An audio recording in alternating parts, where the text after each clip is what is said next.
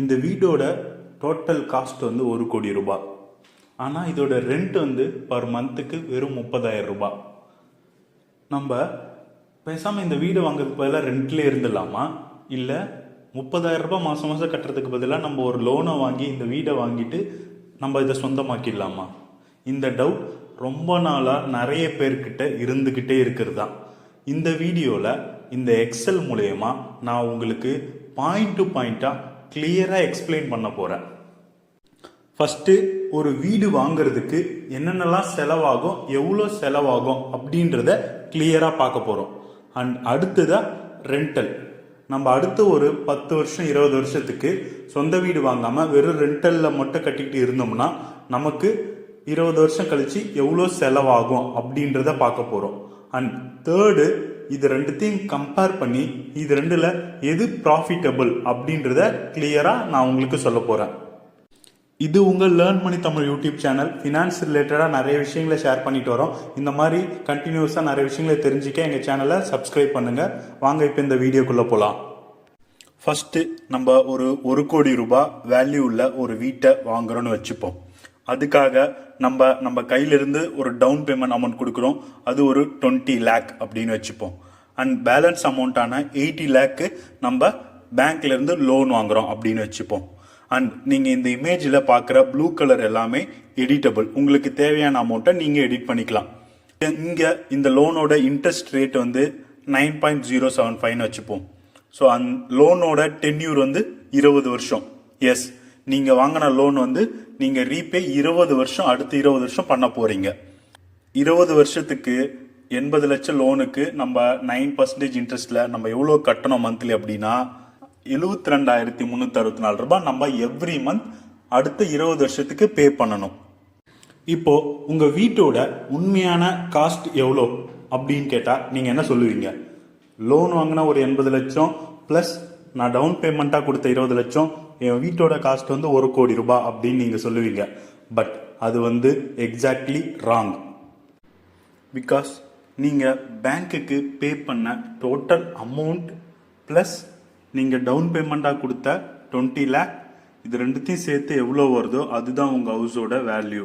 And அது மட்டும் இல்லாமல் நீங்கள் ஓன் ஹவுஸ் வச்சிருக்க பட்சத்தில் உங்களுக்கு சில எக்ஸ்ட்ரா எக்ஸ்பென்ஸ் ஆகும். So example tax and maintenance, இந்த மாதிரி செலவுகள்லாம். இப்போது டேக்ஸ்ன்னு வச்சுக்கிட்டா ஒரு ஆனுவலி 10,000 ஆகுது அப்படின்னு வச்சுப்போம். அண்ட் இன்க்ரிமெண்ட் ஒரு 5% எவ்ரி இயர் இன்க்ரீஸ் ஆகுது அப்படின்னா நீங்கள் ஓவரால் 20 இயர்ஸில் இந்த அளவுக்கு டேக்ஸ் பே பண்ணியிருப்பீங்க. அது மட்டும் இல்லாமல் நம்மளோட ஹவுஸ் மெயின்டெனன்ஸ்னு வரும்போது மினிமமாக ஒரு 20,000 நம்ம இயருக்கு பே பண்ணுறோம் அப்படின்னு வச்சுப்போம், செலவு பண்ணுறோன்னு வச்சுப்போம். அது வந்து ஒரு 5% இன்க்ரிமெண்ட் பண்ணிக்கிட்டா நம்ம 20 இயர்ஸ் எண்டில் இந்த அளவுக்கு அமௌண்ட் பே பண்ணியிருப்போம். இது எல்லாத்தையுமே சேர்த்து என்ன வேல்யூ வருதோ இதுதான் உங்கள் ஹவுஸோட டோட்டல் காஸ்ட். ஏன்னா நீங்கள் 20 வருஷம் ரெகுலராக பேங்க்குக்கு பே பண்ணிகிட்டே இருக்கீங்க, அந்த அமௌண்ட்டும் காம்பவுண்ட் ஆகிட்டே இருக்கும். Not for you, for the bank. So இதையும் நம்ம சேர்த்து தான் கால்குலேட் பண்ணணும்.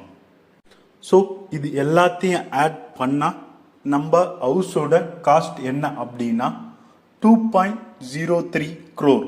இதுதான் உங்கள் வீட்டோட total value. So just pause பண்ணி திங்க் பண்ணி பாருங்கள். இந்த ஹவுஸோட லோனை நீங்கள் ஃபுல்லாக பே பண்ணி முடிக்கிற வரைக்கும் இந்த வீடு உங்களுக்கு சொந்தமானதில்லை.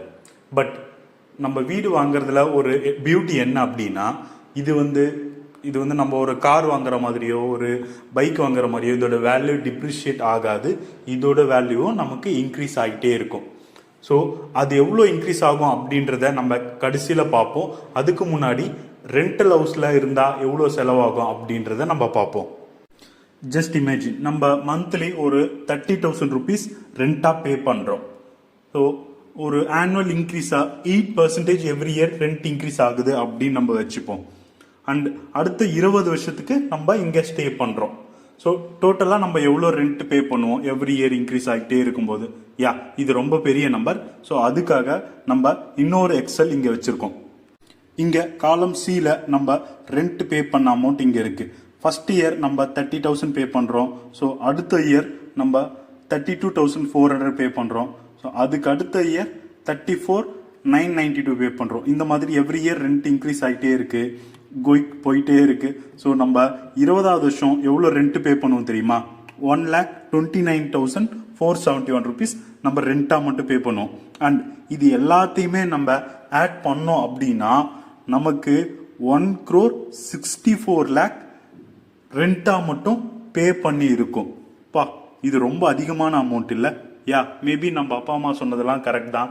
ரெண்ட் பே பண்றதுக்கு பதிலாக சொந்த வீடே வாங்கிட்டு போயிடலாம் போல அப்படின்னு தோணுது இல்லை? பட் இங்க ஒரு கேட்ச் இருக்கு.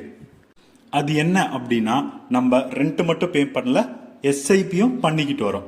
எஸ்ஐபி எவ்வளோ பண்றோம் அப்படின்னா, ஃபர்ஸ்ட் பர்சனோட இஎம்ஐ மைனஸ் ரெண்ட் எவ்வளோ வருதோ அந்த பேலன்ஸ் அமௌண்ட்டை நம்ம எஸ்ஐபியா பண்ணிட்டு வரோம்.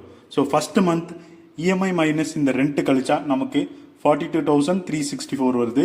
அதை நம்ம இன்வெஸ்ட் பண்றோம். ஸோ அடுத்த வருஷத்துலேருந்து ரெண்ட் இன்க்ரீஸ் ஆகும்போது எஸ்ஐபி அமௌண்ட் நமக்கு குறைஞ்சிக்கிட்டே வரும். ஸோ செகண்ட் இயர் 39,964 வருது. இந்த மாதிரி குறைஞ்சிக்கிட்டே வரும் எவ்ரி மந்த் எஸ்ஐபி இன்வெஸ்ட் பண்றதும்.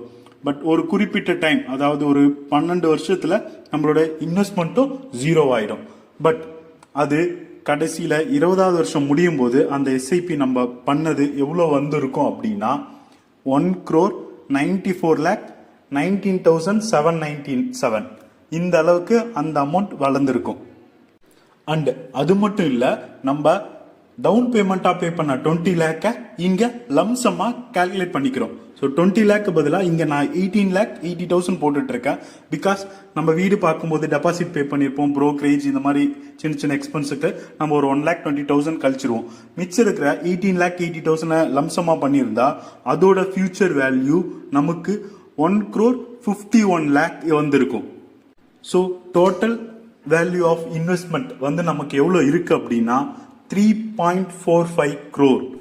இதுல ரெண்ட்டை கழிச்சிட்டா நெட் கெயினா மட்டும் 1.81 crore நம்ம கிட்ட இருக்கு. ரெண்டல்ல இருந்துக்கிட்டு பேலன்ஸ் அமௌண்ட்டை இன்வெஸ்ட் பண்ணும்போது நம்ம கிட்ட நெட் கெயினா 1.81 crore வந்து கிடைச்சிருக்கு. இதே நம்ம வீடு வாங்கியிருந்தா நம்மளோட வீட்டோட வேல்யூவும் ஓவர் த பீரியட் இன்க்ரீஸ் ஆயிருக்கும்ல. அது எவ்வளோன்றதை பார்க்கறதுக்கு முன்னாடி இந்த ஷீட்டை பாருங்க. 80 லட்ச ரூபா லோனுக்கு அடுத்த 20 வருஷத்துக்கு மாதம் 72,364 ரூபா நம்ம பே பண்ண போகிறோம். இதில் ஃபஸ்ட்டு மந்த் நம்ம பே பண்ணுற இஎம்ஐயில் வெறும் 16.4% தான் நம்மளோட பிரின்சிபல்லேருந்து கம்மியாகுது. மிச்சம் இருக்கிற 83.6% நம்மளோட இன்ட்ரெஸ்ட் தான் பிடிச்சிப்பாங்க. அதாவது அமௌண்ட்டில் பார்க்கும்போது 60,500 ரூபா இன்ட்ரெஸ்ட்டாக மட்டும் போகும், 11,000 ரூபா மட்டும்தான் உங்களோட லோனோட பிரின்சிபல்லேருந்து கம்மியாகும். இது போக போக கொஞ்சம் கொஞ்சமாக உங்களோட பிரின்சிபலில் அதிகமாகிட்டே வரும். அதாவது நீங்கள் 5 வருஷம் இதை கட்டி முடிக்கும் போது நீங்கள் கட்டியிருக்கிற அமௌண்ட் வந்து 43 லட்ச ரூபாய் நீங்கள் கட்டியிருப்பீங்க. ஆனால் உங்களோட பிரின்சிபல்லேருந்து எவ்வளோ குறைஞ்சிருக்கும் அப்படின்னு பார்த்தீங்கன்னா வெறும் 8,96,000 ரூபாய் மட்டும்தான் குறைஞ்சிருக்கும். அதாவது உங்களோட டோட்டல் லோன் அமௌண்ட்டில் 11% மட்டும்தான் குறைஞ்சிருக்கும் 5 வருஷத்தில். மிச்சம் கட்டின எல்லாமே லோனோட இன்ட்ரெஸ்டாக மட்டுமே போயிருக்கும். இன்னும் தொடர்ந்து இதை நம்ம வருஷ கணக்கில் கட்டிக்கிட்டே வரும்போது, அதாவது 10 வருஷம் முடியும் போது நம்ம எவ்வளோ கட்டியிருப்போம் இந்த லோன்லேருந்து அப்படின்னு பார்த்தீங்கன்னா 86,83,000 ரூபாய் நம்ம ரீபே பண்ணியிருப்போம். பட் நம்மளோட பிரின்சிபல்லேருந்து வெறும் 23 லட்ச ரூபா தான் குறைஞ்சிருக்கும். அதாவது டோட்டல் லோன் அமௌண்ட்லேருந்து 28% தான் நம்ம கட்டியிருப்போம். மிச்சம் எல்லாமே நம்ம கட்டின அமௌண்ட் எல்லாமே பேங்க்கோட இன்ட்ரெஸ்டாக மட்டுமே போயிருக்கும். 10 வருஷம் நம்ம கட்டுறதுல மெஜாரிட்டியான அமௌண்ட் 70%க்கான அமௌண்ட் வந்து பேங்க்கோட இன்ட்ரெஸ்ட் தான் போயிருக்கும். ஆஃப்டர் 20 இயர்ஸ் நம்ம லோனை பே பண்ணி முடிச்சதுக்கு அப்புறமா நம்ம வீடோட வேல்யூ எந்த லெவலுக்கு அப்ரிஷியேட் ஆயிருக்கும் அப்படின்னு பார்த்தா 2.32 crore. எஸ், நெட் கெயினா 28,50,000 தான் நம்ம கெயின் பண்ணி இருக்கோம் வீடு வாங்கினது மூலயமா. ஸோ இந்த கம்பேரிசனில் கிளியராக தெரியுது ரெண்டல் பர்சன் தான் கொஞ்சம் அதிகமான மணியை கெயின் பண்ணி இருக்காங்க. இந்த எக்ஸல் ஷீட்டில் ப்ளூ கலரில் இருக்கிறது எல்லாமே எடிட்டபிள். நீங்கள் உங்களோட வேல்யூ நிறைய பேருக்கு மாறுபடும். அதை ஃபில் பண்ணி உங்களுக்கு எவ்வளோ டிஃப்ரெண்ட் வருது அப்படின்றத பார்த்துக்கோங்க. நீங்கள் பெருசாக டிஃப்ரெண்ட் வராது அன்லெஸ் நீங்கள் ரொம்ப பெரிய டவுன் பேமெண்ட்டை கொடுத்தாலோ இல்லை உங்களோட அமௌண்ட்டை ஒழுங்காக இன்வெஸ்ட் பண்ணலைனாலோ தான் உங்களுக்கு பெரிய சேஞ்ச் வரும். மற்றபடி ஆல்மோஸ்ட் இதே வேல்யூ தான் வரும். இந்த வீடியோ உங்களை வீடு வாங்காதீங்க, இன்வெஸ்ட்மெண்ட் பண்ணுங்க அப்படின்னு எந்த ஒரு நோக்கத்தோடும் இந்த வீடியோவை நாங்கள் பண்ணலை. ஒரு விஷயத்த பண்ணும்போது அதில் என்ன ப்ளஸ் அதில் என்ன மைனஸ்ன்றதை நீங்கள் தெரிஞ்சுக்கணுன்ற ஒரே விஷயத்துக்காக தான் இந்த வீடியோவை நாங்கள் பண்ணியிருக்கோம். மற்றவங்க ஃபோர்ஸ் பண்ணுறதுக்காக ஒரு விஷயத்த பண்ணாதீங்க. உங்களுக்கு எது சரின்னு தோணுதோ அதை பண்ணுங்க. நிறைய பேருக்கு வீடு வாங்குறதே ஃப்ரீடமாக இருக்கலாம். அப்படி நடக்கும்போது பெரிய அமௌண்ட் லோனுக்கு போனீங்கன்னா உங்களுக்கு என்னென்ன செலவு ஆகும் அப்படின்றத முன்னாடியே கால்குலேட் பண்ணிக்கிட்டு அதுக்குள்ளே போங்க. இந்த வீடியோ உங்களுக்கு பிடிச்சிருக்குன்னு நினைக்கிறேன். இந்த மாதிரி நிறைய வீடியோ பார்க்க எங்கள் சேனலை சப்ஸ்கிரைப் பண்ணுங்கள். Happy investing, grow together.